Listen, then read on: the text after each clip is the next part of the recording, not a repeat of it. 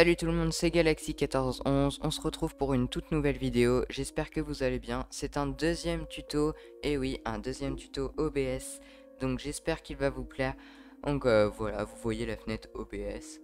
Donc on va aller dans les paramètres, et donc dans les paramètres, je vais vous montrer tous les trucs qu'il faut pour que vous ayez un bon enregistrement OBS. Donc voilà, donc c'est parti les amis, on y va. Alors, tout d'abord, langue, vous mettez ce que vous voulez. Moi j'ai mis français et je peux même pas changer. Donc, comme ça, c'est forcé. Ensuite, thème, laissez dark. Franchement, c'est le meilleur. Ensuite, ça, vous mettez comme moi. Enfin, vous regardez mon écran pour mettre tout comme moi. Je reste un peu ici ou au pire, vous mettrez en pause. Ensuite, ici, vous faites afficher, vous cochez ça et ça, c'est plus sûr. Comme ça, quand vous lancez un stream, ça vous demande, vous êtes sûr et tout. Parce que si vous lancez un stream sans faire exprès, c'est pratique quand même. Parce que, imaginez, vous laissez la clé de stream ici et que du coup, vous lancez le stream directement. Ça vous le lance directement et vous êtes en stream sans le vouloir. Peut-être sans même vous en rendre compte. Donc, du coup, désolé pour le son de mon téléphone. Du coup, je disais ensuite, afficher une boîte de dialogue de confirmation à l'arrêt d'un stream. Vous cochez ça aussi, c'est pareil, c'est pour être sûr que vous voulez arrêter le stream. Donc ensuite, là, vous cochez ce que vous voulez comme moi. Enfin, voilà, vous faites comme moi. Voilà, donc je me mets comme ça un petit peu. Vous mettez en pause. Et ici, pareil, en pause. J'ai pas trop touché après tout ce que c'est ici, voilà. Donc en stream flux, donc voilà. Donc vous avez service, vous prenez ce que vous voulez. Moi perso, je live sur YouTube avec Osario, donc voilà, on live sur YouTube. Donc vous prenez le primary YouTube ingest server, c'est le meilleur. Après pour la clé de stream, vous avez juste à aller la chercher sur internet. Vous allez sur YouTube, vous faites créer un stream et vous faites programmer un stream ou créer un stream. Je sais plus ce que c'est, ou un live, je sais plus comment ils disent ça. Et après, du coup, quand vous avez fait ça, vous pouvez, il y aurait écrit copier la clé de stream. Surtout, la partagez pas à tout le monde, parce que si vous la partagez à tout le monde pourra live sur votre chaîne YouTube, donc ça serait dommage. Très dommage. Alors, ensuite, vous la collerez ici, et ensuite, vous pourrez faire commencer le streaming. Voilà. Donc ensuite à la sortie vous mettez mode de sortie simple, vous mettez 2500, c'est très bien, enfin moi perso pour mon PC ça marche très bien.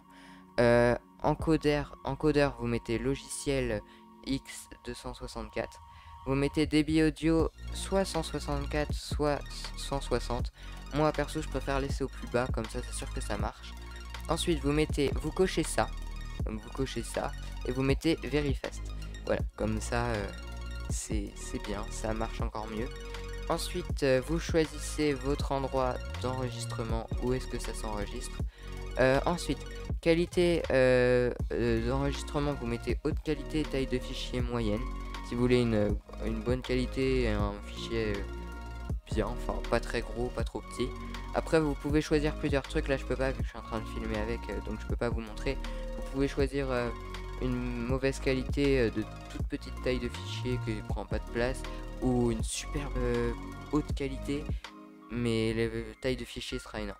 Voilà. Ensuite, format d'enregistrement, vous pouvez mettre MP4, MKV, MOV, vous pouvez mettre plein de styles de format. Donc moi j'ai mis MKV parce que je la convertis en MP4 si j'ai besoin. Donc pour convertir en MP4, je vous montre ça tout de suite. Donc vous allez dans fichier, vous faites convertir et là vous cherchez ça va vous emmener dans vos dossiers et donc vous cherchez ici tout le truc en MKV que vous avez besoin de convertir. Donc voilà. Donc là ça a converti. Donc les paramètres. Ensuite, donc là vous mettez encodeur logiciel pré-réglage X264, faible utilisation du CPU. Ça c'est important, mais ça augmente la taille du fichier.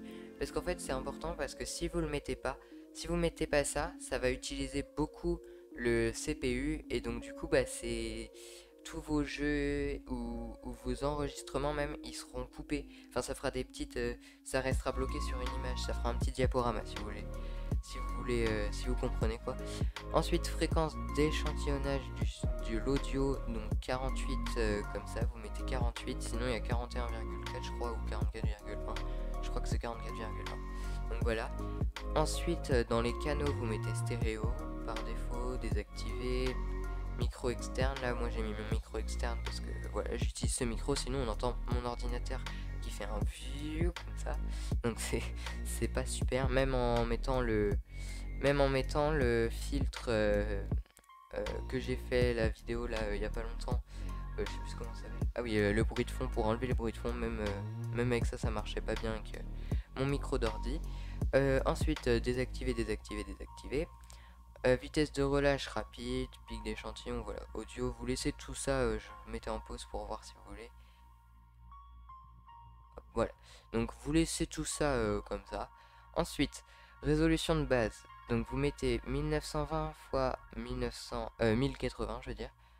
Donc voilà, vous mettez comme ça, si vous voulez mettre comme moi. 1280 x 720, moi je mets comme ça à la résolution de sortie. Filtrage de la mise à l'échelle, donc vous mettez Lanczos, c'est le meilleur. Franchement, mise à l'échelle avec netteté accentuée, 36 échantillons, donc c'est le meilleur. Ensuite, pour les FPS, vous mettez valeur courante pour le débit d'image à FPS, donc 30 FPS. Je mets 30 parce que je pourrais mettre 60, mais mon ordi n'est pas très puissant, donc je sais pas si ça a quelque chose à voir avec ça, donc ouais, j'en sais rien, donc je mets comme ça. Après là, les raccourcis clavier, vous faites ce que vous voulez. Et après, donc là, c'est les paramètres avancés. Donc, les amis, alors, donc vous mettez supérieur à la normale, parce que priorité du processus, si vous voulez que votre enregistrement marche bien, vaut mieux mettre supérieur à la normale. Normalement, il sera en mode normal, mais vaut mieux mettre supérieur, c'est mieux. Ensuite, rendu, vous mettez direct 3D 11. Si vous avez pas ça, vous mettez 12. Voilà. Vous mettez le meilleur que vous avez, quoi. Ensuite, format de couleur NV12, c'est le mieux. 709 couleurs, c'est le mieux aussi. Vous mettez bien complète, comme ça sera super beau, la couleur, les couleurs et tout ça. L'image sera belle. Ensuite, ici, bah, vous regardez, vous mettez pareil que moi. Voilà, donc ici, je vous laisse regarder. Mettez en pause. Hop, et voilà. Voilà, donc voilà les amis, c'était une petite vidéo, enfin petite, ça fait déjà 8 minutes, mais bon. Voilà, c'était pour vous montrer un peu tout ça. Je vous ferai sûrement d'autres vidéos sur OBS, ou même sur Filmora. Si vous voulez, d'ailleurs n'hésitez pas à aller regarder les vidéos Filmora et OBS Studio que j'avais fait, les 2 derniers tutos que j'ai fait avant cette vidéo. Donc n'hésitez pas à aller les voir, et sur ce, moi je vous dis à plus, et avant n'hésitez pas à vous abonner, à mettre la cloche et à mettre le petit pouce bleu. Et cette fois je vous dis à plus, salut tout le monde.